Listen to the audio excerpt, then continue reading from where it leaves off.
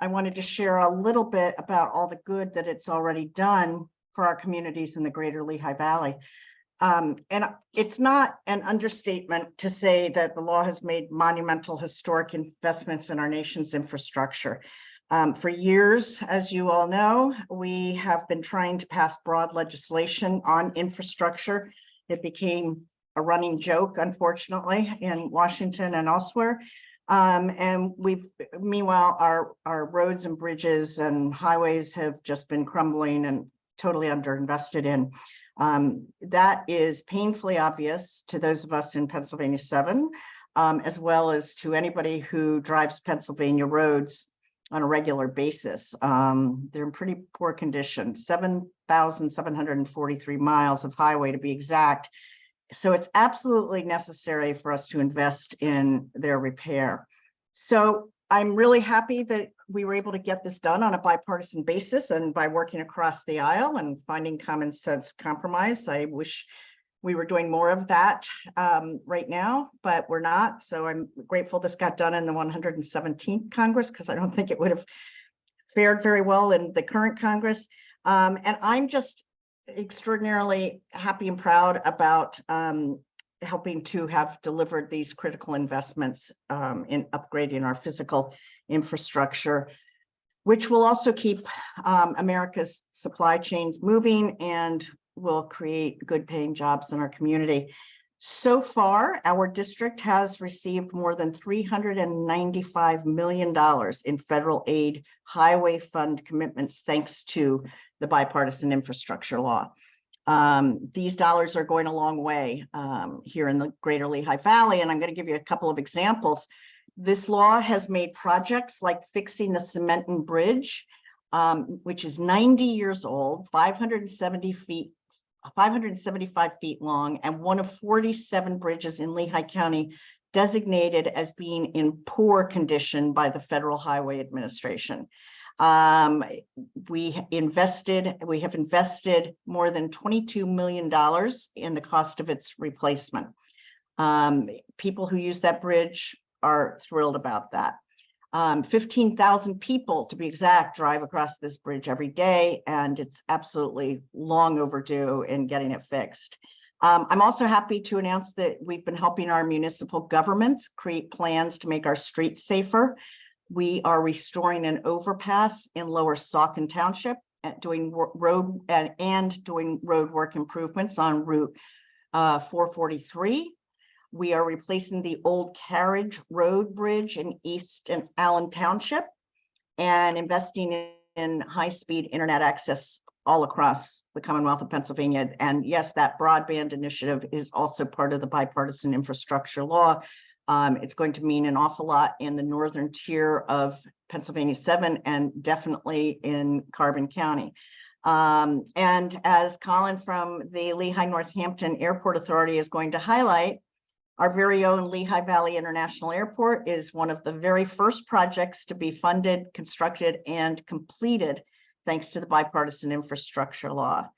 I'm going to stop there, but there is more that we could talk about, and there will be plenty to talk about in the months to come, thanks to this law. And I do have to say, as I said before, it's not just an investment in literally the physical infrastructure, but it's also an investment in job creation. It's expected to add on average 2 million jobs per year through the next decade. It's going a long way towards creating good paying union jobs in manufacturing and construction in the greater Lehigh Valley. So I'm really very proud that today that we are at the 2-year mark of meaningfully investing in our physical infrastructure. I'm glad that infrastructure is not a joke in Washington anymore or a punchline. And I'm, of course, super happy about the good jobs for Pennsylvanians that are going to be created at the same time. So with that, I'm going to turn it over to Becky Bradley, who's Executive Director of the Lehigh Valley Planning Commission, somebody that I've had the great fortune to know and get to work with during my time in Congress. And she does such important work in infrastructure, transportation, and economic investment in the Lehigh Valley. And with that, Becky, take it away. Congresswoman Wild. I'm very excited as well that we have the Infrastructure Investment and Jobs Act, and that, here a few years in, as Congresswoman Wild noted, we've been able to make a marked difference in the quality and functionality of our infrastructure system. But the even better part of it is even though there's a lot of investment now, it sets the tone for us to invest into the future. So just this morning, the Lehigh Valley Transportation Study adopted a new long-range transportation plan, and that looks out 25 years in how we can invest in everything from our road and bridge network to walking, biking, and the transit system. None of that would be possible without the IIJA. So that actually, the IIJA took our investment into the region through Congress and the state legislature up from $2.4 billion to $4.388 billion. That's the power of the IIJA. And ultimately, what that's going to allow us to do between now and 2050 is invest over $1.2 billion in the transit system, including a major express bus and bus rapid transit system, which is kind of like a light rail system with buses that our friends Atlanta are going to be doing. And as we grow as a region, we need to have more enhanced transit. And that's just one of the ways that the IIJA is helping with that enhanced mobility. But there's over $100 million in projects planned to reduce traffic and improve our air quality. Right now, the transportation sector is one of our largest emitters of CO2 emissions. And so that will help us bring that down and improve our air quality in our environment.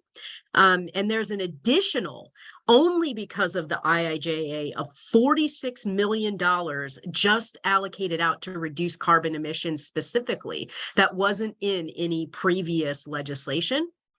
And we've got some bigger projects that we're looking forward to, as well as the ones that Congresswoman Wild mentioned are underway or just completed. We're planning over $70 million investment into Route 309 at Center Valley Parkway interchange there to help improve that transportation safety condition, a rebuild of the Route 309 at Tillman Street interchange, over $70 million of improvements to Route 33 to preserve that road and to enhance its functionality as it takes more and more cars and trucks, and then over $69 million in the rehabilitation of the hill-to-hill bridge between Lehigh and Northampton counties over in Bethlehem. And that's just an example of the hundreds of larger and then smaller projects, but vital projects that are happening throughout the Lehigh Valley. Everything from small bridges to technology upgrades, such as adaptive traffic signals, several even key trail projects, such as closing the Two Rivers Trail Gap over in Northampton County in the Slate Belt, and key community projects like the realignment of Route 248 in Bath Borough. So there'll be some exciting stuff that we'll be able to study and what needs to happen with Route 22 as well. And so the sky is really the limit because of this law. It's opened up resources at a critical time in the Lehigh Valley's growth with all of our population and job growth. We couldn't continue to invest at the same level that we were and maintain the infrastructure system. And because of the IIJA, we're now able to really get a handle on that and set forth a good infrastructure system for the future. Thank you.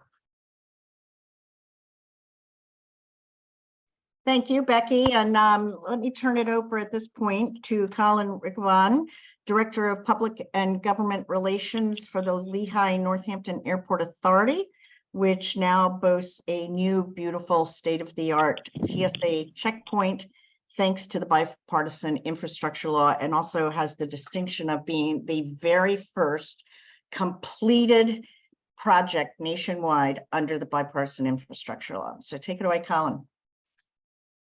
Thank you so much, Congresswoman Wild. And again, we're certainly proud of that distinction, and couldn't have gotten to the finish line without that bipartisan infrastructure law and the support that we receive from you in securing $5 million that went towards that project.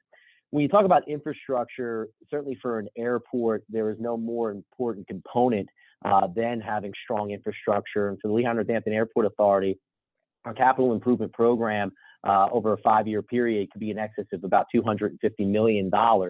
But the TSA checkpoint and the terminal connector that was completed at the end of July, open to the public in August, was a significant investment by the authority of about $38 million all in, $35 million in construction costs.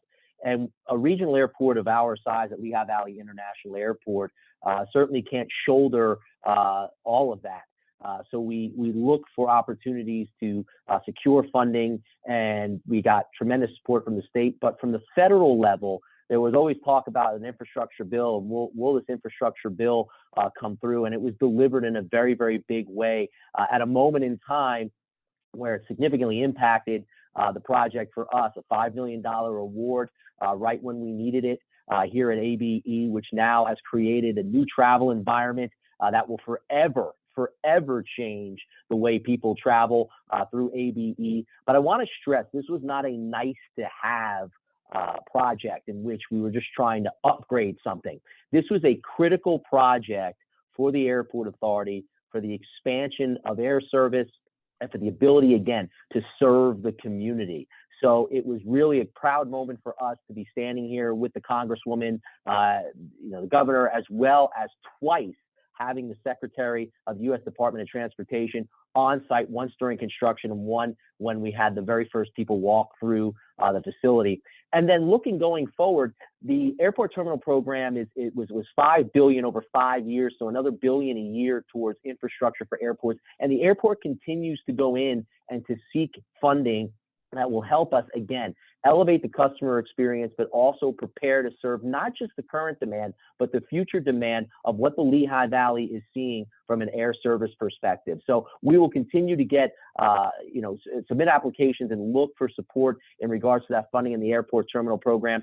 Another component of the Bipartisan Infrastructure Law was the FAA also allocating funding to airports over a period of time of 5 years. That is restricted funding that can go certainly to other projects. We're talking about taxiway repairs, air carrier apron repairs, maybe some equipment acquisition. These are all things that can't be done at times, solely by the regional airport. And it's the support of this law, this bipartisan infrastructure law, that will certainly help us do that in the future. So we certainly appreciate the support of Congresswoman Wild and really the successes that have come from this legislation.